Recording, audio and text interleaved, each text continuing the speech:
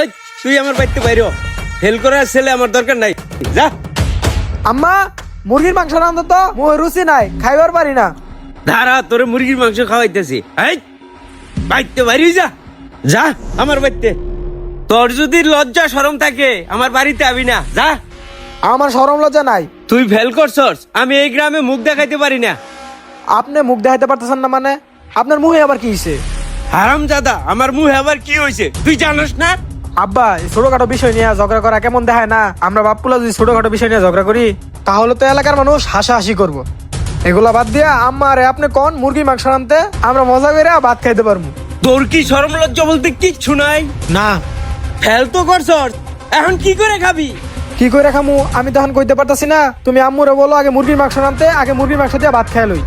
খারা, তোরে আমি মুরগির মাংস দিয়ে ভাত খাওয়াইতেছি, তুই আমার বাড়িতে হাউনি যা।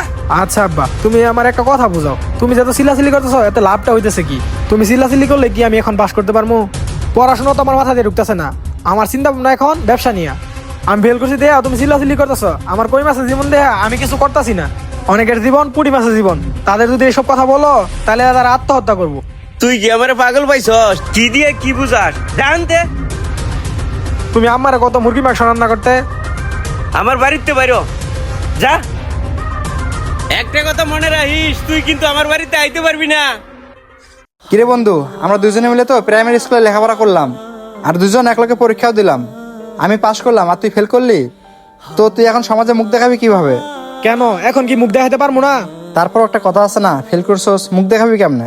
যদি মুখ দেখাতে বেশি সমস্যা হয় তাহলে তিব্বত সুনুমাইরা মুখ দেখাইমুনি।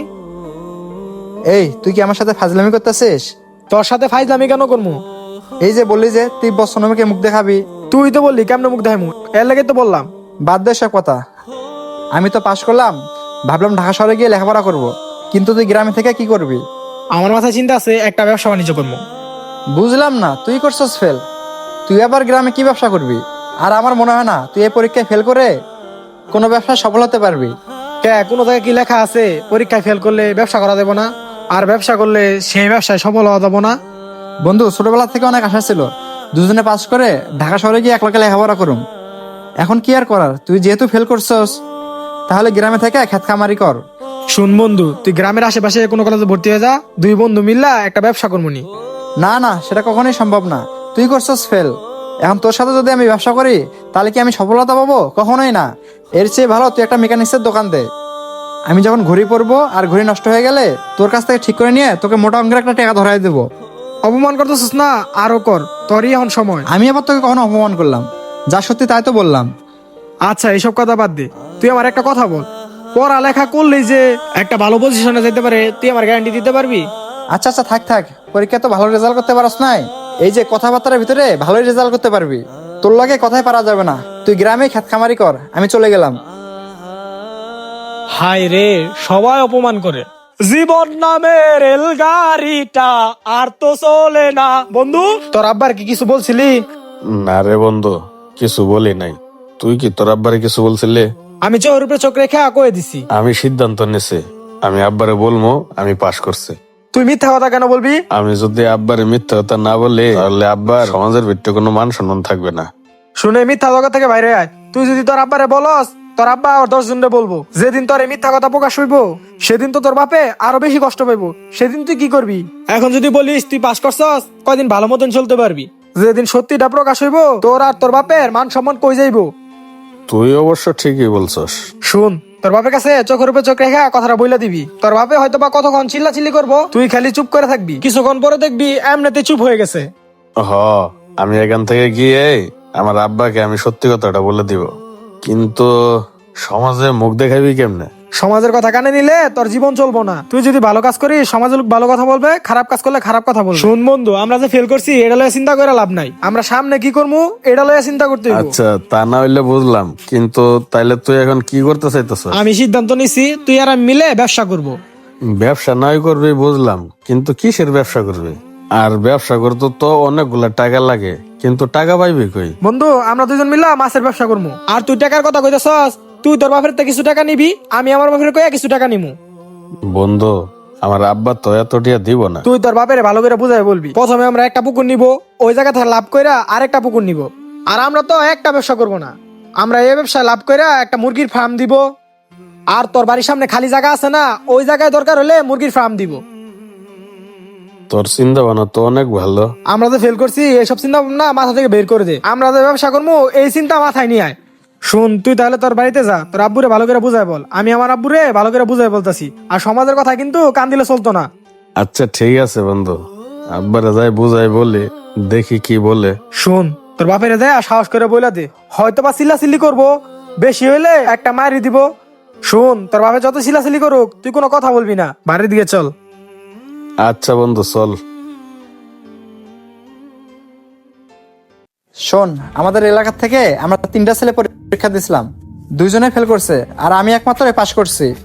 ও আচ্ছা, তাহলে তোর বন্ধুর কি খবর? ও আশিকের কথা বলতেছিস? ও তো ফেল করছে। কি বলিস, ফেল করছে মানে? ও বললো ও নাকি গ্রামে ব্যবসা করবে। ও করছে ফেল, ও গ্রামে কি ব্যবসা করব? যাক ভালো, তুই তো পাস করছিস, মিষ্টি খাওয়াবি না? অবশ্যই মিষ্টি খাওয়াবো, সময় মতো মিষ্টি পেয়ে যাবি।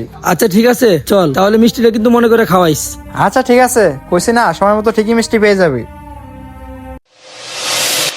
ভাই, ঢাকা আমার 7টা রেস্টুরেন্ট আছে, প্রতিদিন আমার 250 পিস করে মুরগি লাগবে, আপনি কি দিতে পারবেন? আচ্ছা ভাই, এখন তো আমি কিছু বলতে পারতেছি না, আপনার নাম্বারটা দিয়ে যান, আমরা পরে যোগাযোগ করবনি। আচ্ছা ঠিক আছে, তাহলে নাম্বারটা নেন। আচ্ছা ভাই, নাম্বারটা বলেন।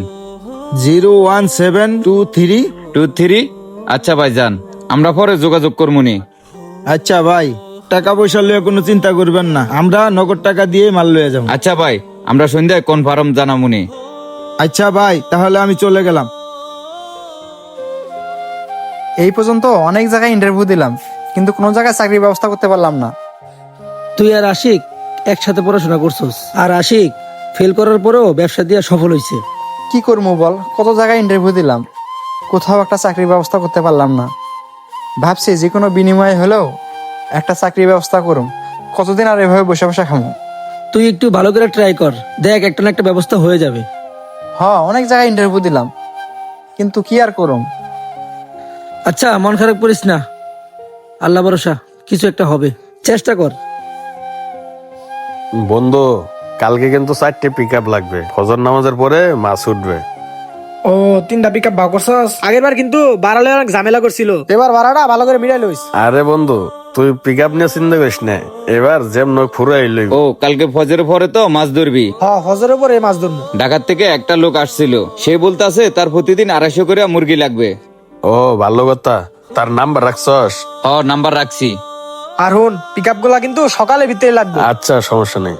2 বন্ধু এক লক্ষে লেখাপড়া করে আমি ঢাকায় গিয়ে লেখাপড়া শেষ করলাম, আর তুই ফেল করেও গ্রামে সফল ব্যবসা হয়ে গেলি, আর আমি লেখাপড়া করে একটা চাকরির ব্যবস্থা করতে পারলাম না। আর তুই ব্যবসা করে কত উন্নতি করছস।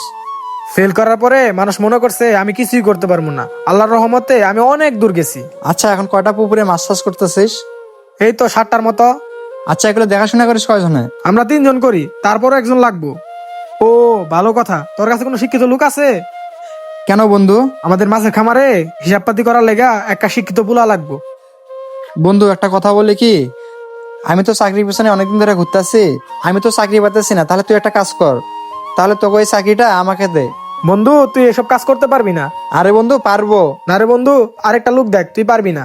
আরে বন্ধু, আমি তো পারবো, তোর তো হিসাব নিকাশের দরকার, তুই তো জানিস আমি হিসাব নিকাশে A+ নিয়ে পাস করছি, আর আমি হিসাবটা অনেক ভালোভাবেই করতে পারবো। কিরে বন্ধু, তুই এভাবে চুপ হয়ে আছিস কেন, কিছু বল। না, একটা কথা ভাবতাছি। আমি যখন ফেল করছিলাম তুই আমার কত কথা শুনাইছিলি, বলছিলি আমি গ্রামে থেকে কি করতে পারবো, আর তুই ঢাকা শহর যাইয়া লেখাপড়া কইরা চাকরি কইরা দামি দামি ঘড়ি কিনবি, আর আমার বলছিলি মেকানিকের কাম শিখতে, তোর ঘড়ি ঠিক করে দেওয়ার জন্য তুই আমার ভালো অ্যামাউন্ট দিবি। দেখ আজকে নিয়তির কি খেলা, তুই আমার কাছে আজকে চাকরি চাইতেছস। তুই কিছু মনে করিস না, কথাগুলো মনে পড়লো তাই বললাম। শুন বন্ধু, পড়ালেখা করলে যে বড় কিছু হওয়া যায় এটা তোর ভুল ধারণা। গ্রামে থেকে মেধা খাটায় ব্যবসা করলে অনেক কিছু করা যায়। আচ্ছা ঠিক আছে, তুই তাহলে কালকে খামারে আইসা পড়ি, তোর সব কাম বুঝাই দিমুনি। আচ্ছা বন্ধু, চল বাড়ির দিকে আচ্ছা যাই। চল। হ্যালো বন্ধুরা, আজকের ভিডিওটি আপনাদের কাছে কেমন লাগলো? ভালো লেগে থাকলে লাইক কমেন্ট শেয়ার দিয়ে পাশে থাকবেন। সম্পূর্ণ ভিডিও দেখার জন্য অসংখ্য ধন্যবাদ।